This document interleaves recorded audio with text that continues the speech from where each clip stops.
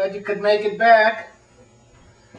Today we're going to be taping the edges of the cabinet and the doors. And what I mean by that is we're going to be applying some veneer tape that has a heat-sensitive glue on the back of it, and getting this cabinet done.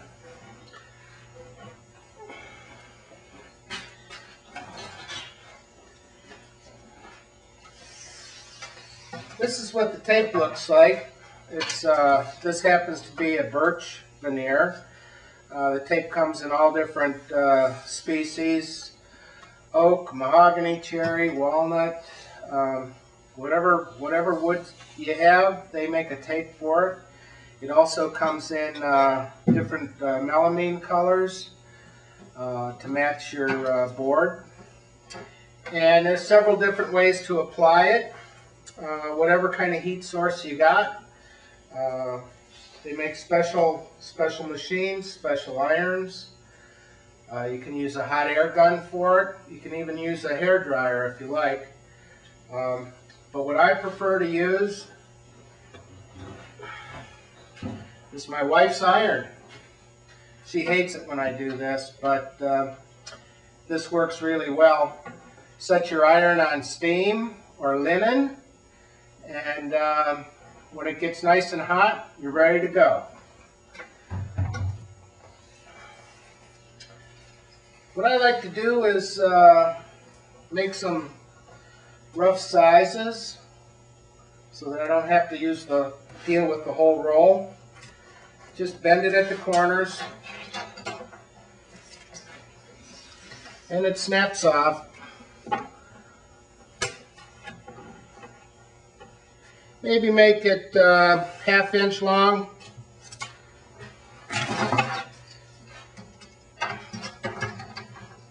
No real trick to this. The tape measures about 13/16 of an inch wide. Your cabinet's 3/4 of an inch, so you have about a 32nd of an inch on each side. Just lay it on there, split the difference by feel. Take your iron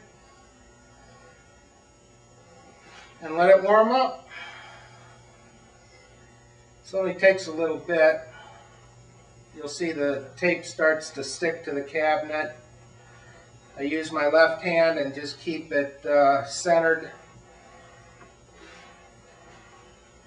When I get about halfway and I've got it stuck pretty good, I press down pretty hard on the iron to get that glue worked into the grain of the wood. And then I use a roller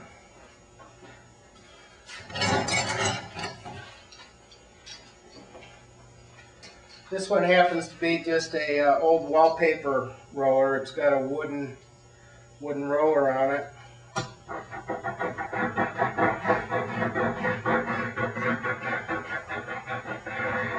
Just go back and forth a few times and just tip it a little bit and get that corner.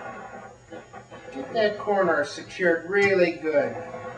Most times when this fails is you don't get a good bond at the edge, and then you'll snag it with something and it rips the tape off.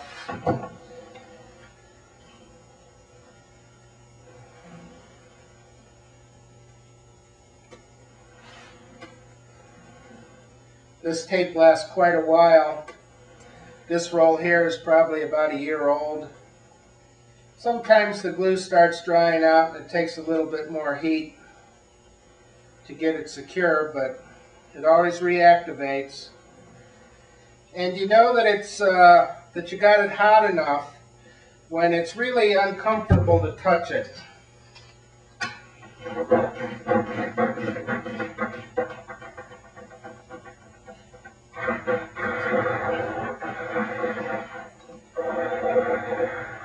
I use a wooden roller because the metal ones suck up the heat too much. They also make a rubber roller that's really good too. The rubber rollers really conform to the edges. And that's that. That's that side.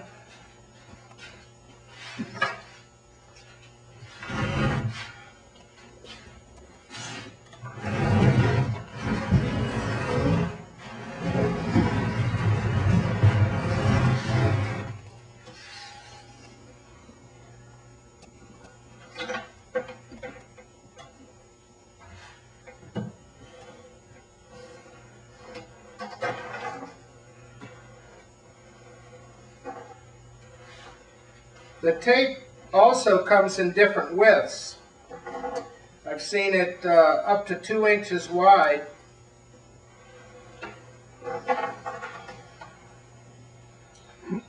And if you need to split it, you can either cut it with a knife or use a laminate slitter and cut it to whatever size you like.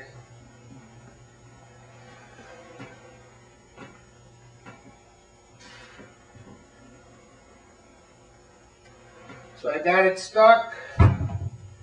Take the roller, roll it out. Pay special attention to the corners. Make sure those are really stuck good.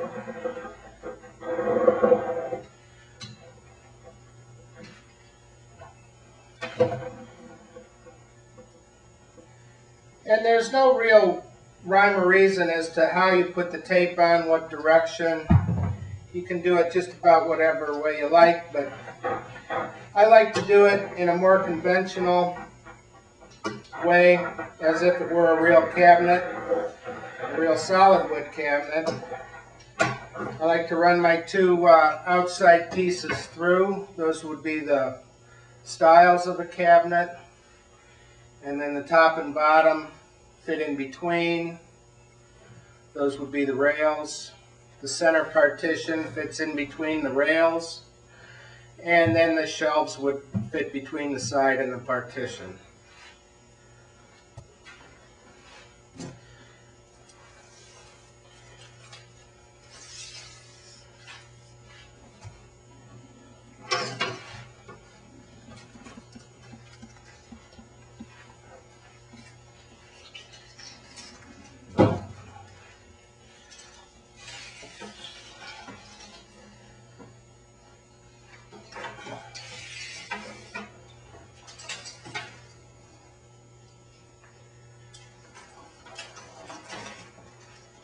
Now these pieces here are going to be butting up against the tape you already have on, and it's nice to try to get a good square cut on there so that it fits nice.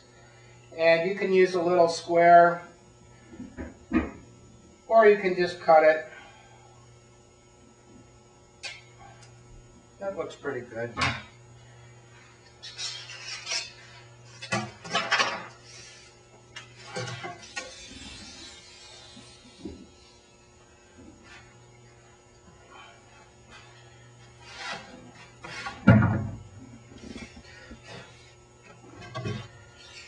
Now what I had to do to prepare the cabinet for receiving the tape was, once the cabinet was built, there's always some minor irregularities where the joints are.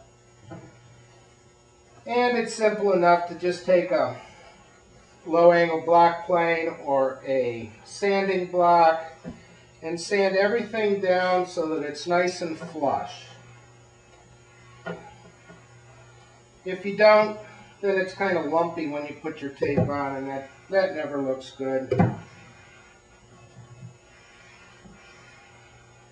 Now you notice that I am working the tape back into the joint. If I didn't, when I go to roll it out, it actually pulls away from the edge, and then you have a little gap there.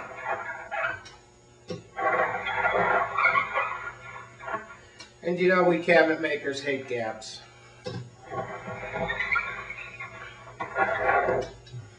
Okay, that's nice and cool. It's not going to move. So now I can move on to the rest of it.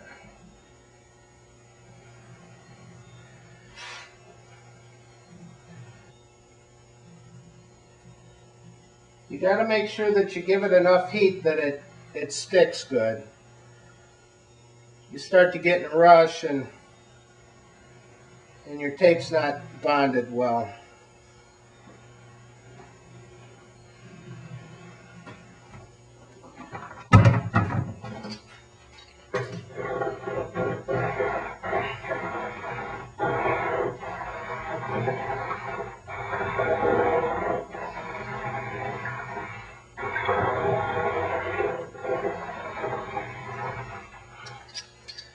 Okay, now we got to cut this in here. As you can see, it's still a little loose right there. And you can use a razor knife or a pocket knife. Use a little square or straight edge. But basically you're just scoring the tape.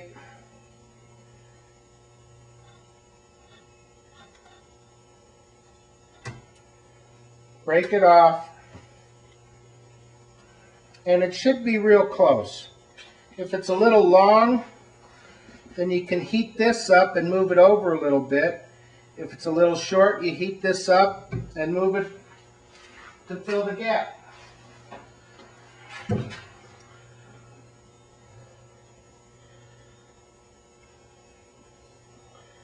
This one's fitting real nice.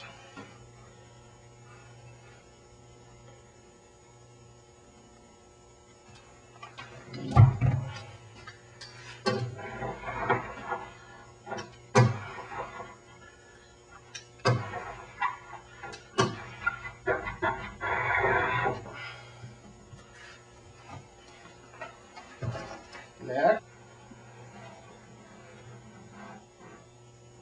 You know, they make these little machines for doing this too, if you have a lot of doors to do. And it holds the roll of tape, and it has either a heating element that the tape runs over or a little hot air blower. And it's pretty nifty for doors. Can't really use it on the cabinet itself, but if you have a lot of doors to do, it's not a bad investment.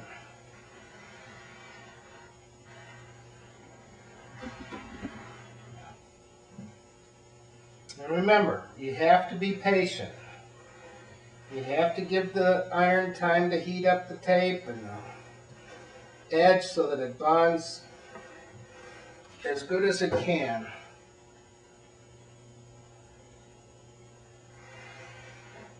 If you do it too quick, you might not find out that it's not stuck until you're putting the finish on.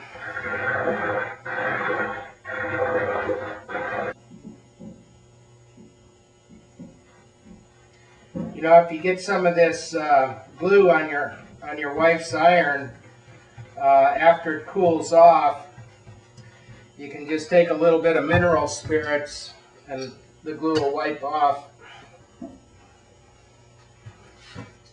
There you have it. Next step will be to trim off the edge. Give it a little quick sand, and we'll move on to the doors. It's real simple to trim off the tape. The veneer tape is only, I think, 28 thousandths of an inch. Some of it's 40 thousandths of an inch. So it's very easy. They do make special cutters, little razor blade blocks, and but a utility knife with a new blade works just as good. Let's go ahead and get it started. Take the knife, run it down along the edge.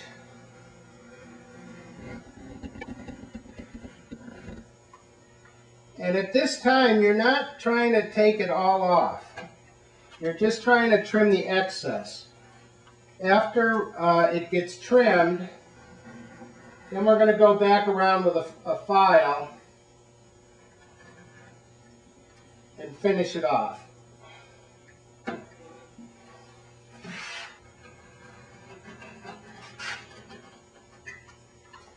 You know, the tape does have a grain to it. Sometimes the grain wants to run down into the face. So just change directions.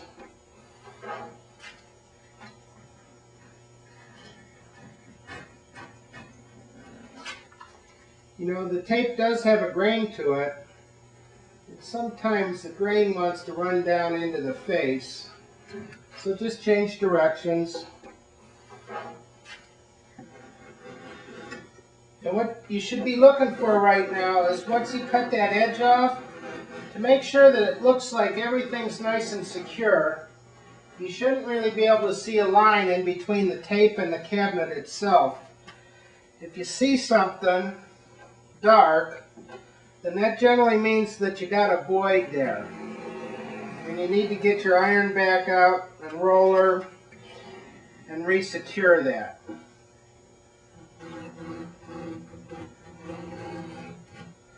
Unfortunately, a lot of times there's no glue left behind the tape. You squished it all out and the tape just won't stick. If that happens, you can take a piece of tape that hasn't been used, warm it up and scrape the glue off and force that glue into where you need it.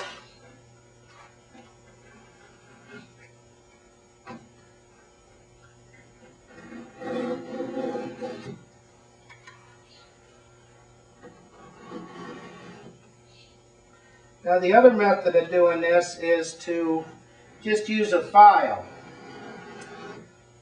to cut off all the excess. And we'll show you that when we do the doors.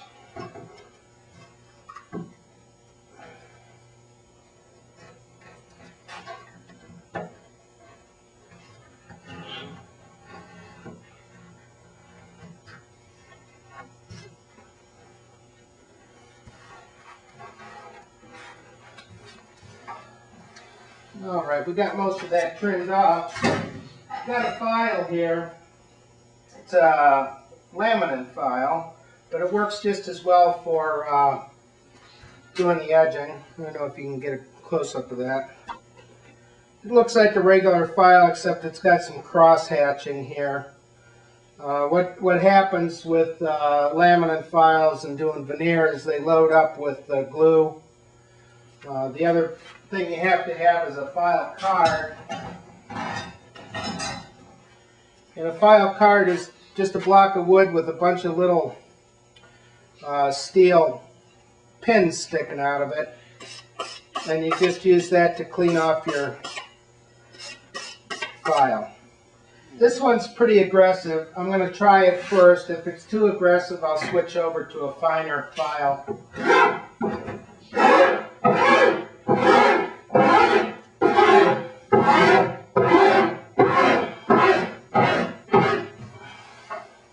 And what you definitely want to do is make sure that you're at a little bit of a bevel, so that if something runs across the side, it won't snag that edge.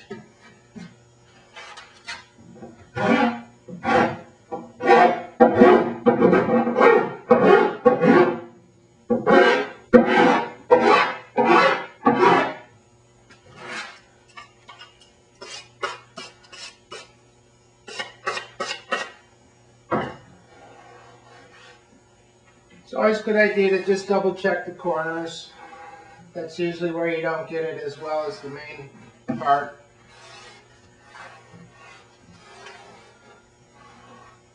The last step is to take some fairly fine grit paper, 120, 150, and just go back over the edges.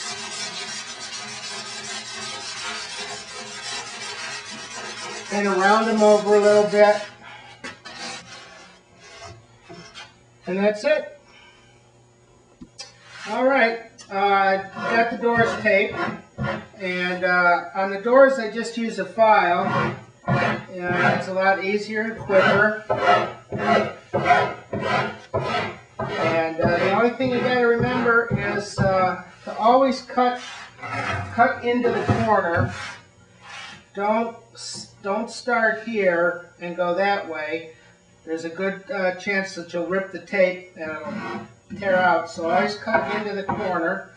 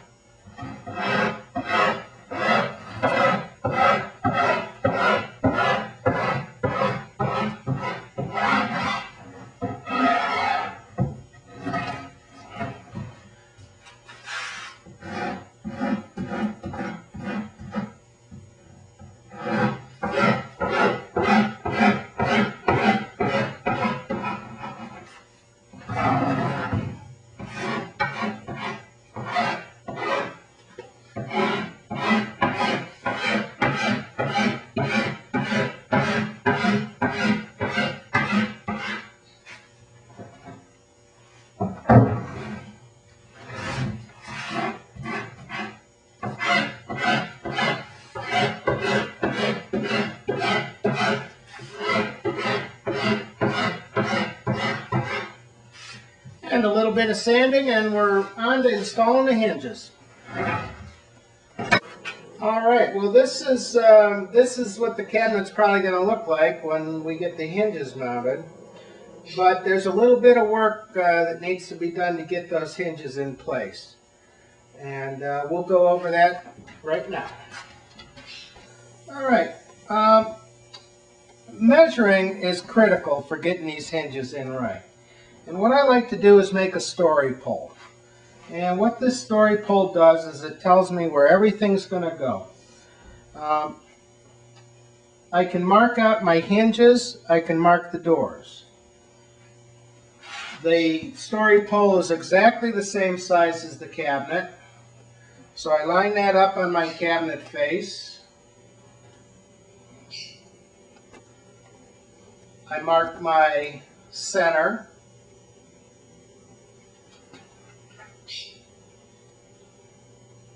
This is the center of the hinge.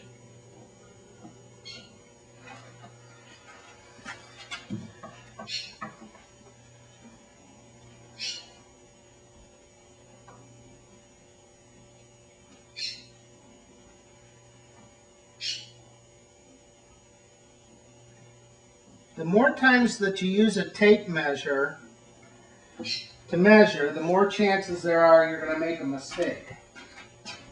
Now I mark my doors, and you notice I have marks on here for my doors. Hold that to the mark. Once again, I mark my center line.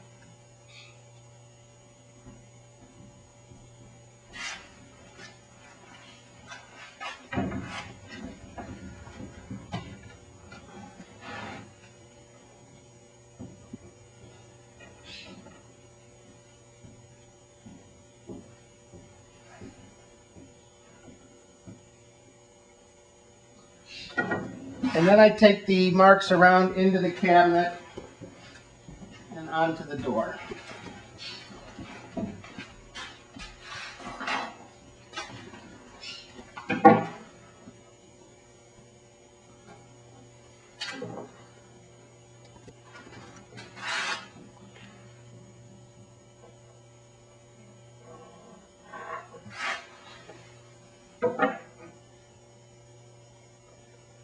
The European hinges have a lot of adjustment. Well, a lot being relative, about 1/8 of an inch in all directions.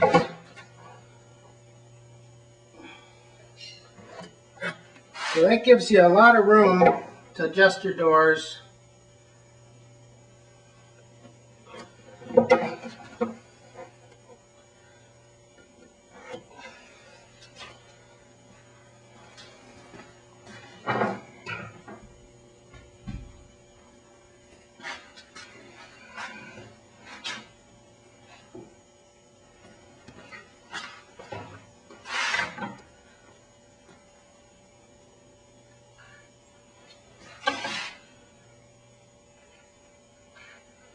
All right, here we are drilling our 35mm holes to receive the hinge.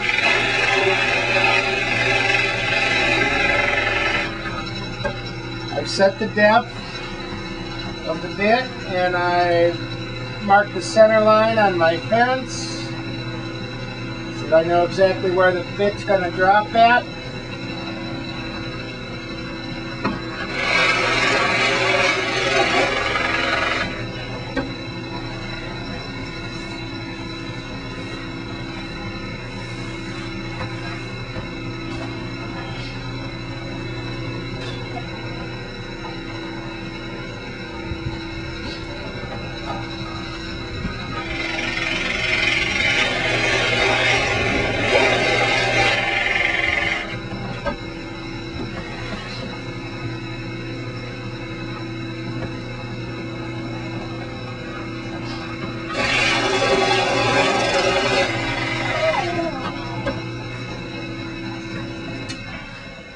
That's it.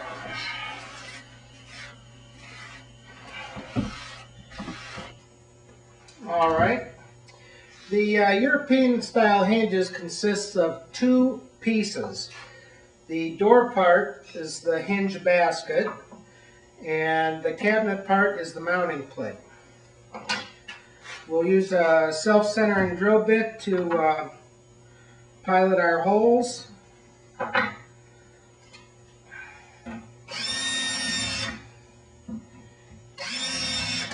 And you notice I'm not drilling very deep.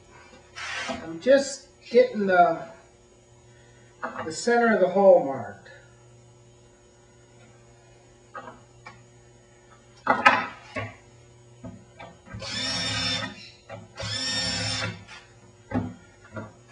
My new tool, this is great.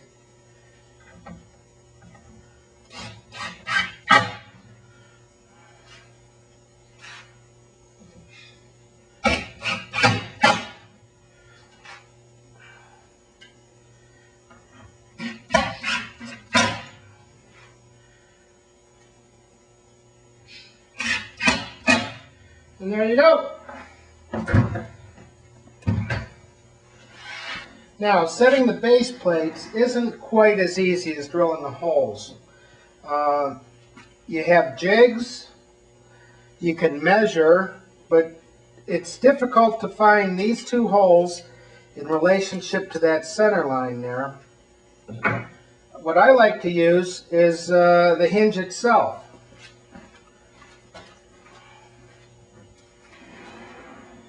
I've taken a hinge and a base plate. I have my center line, and I mark the center line on the hinge plate. The hinge is in a neutral position, meaning that all the adjustments are halfway.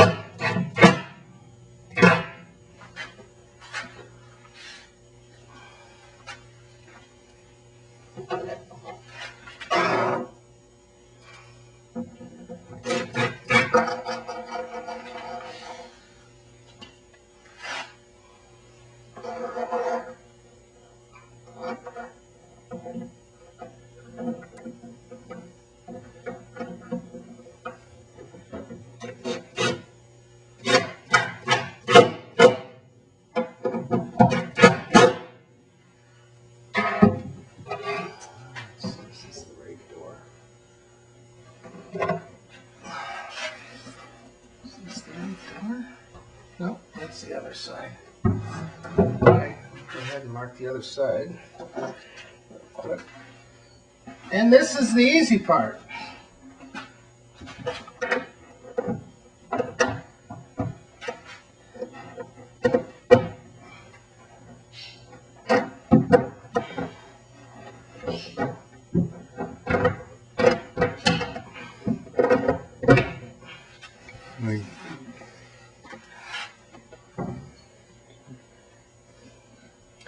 And you can see that they're a little bit out of adjustment, but that's nothing that we can adjust out. Let's see.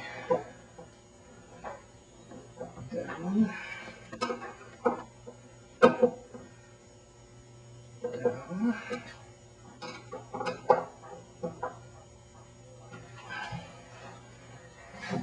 Better. This side up. A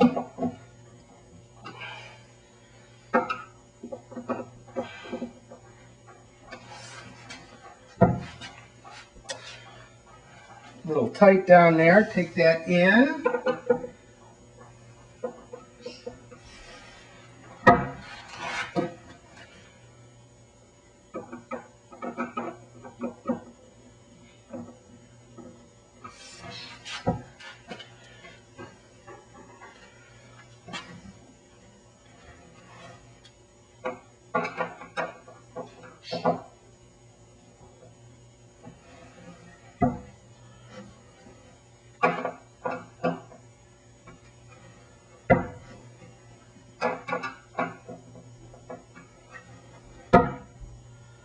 There you have it.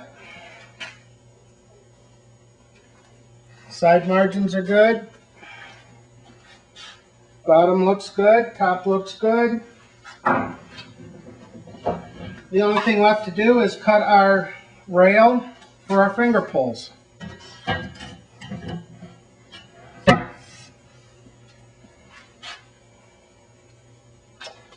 Okay, everybody, that's about all we got time for today. There's a few things I didn't touch on, and we'll do a kind of a review, wrap-up of the cabinet, and maybe I'll get a chance to go into a little bit more depth of the hinge adjustment. Have a good evening. Bye.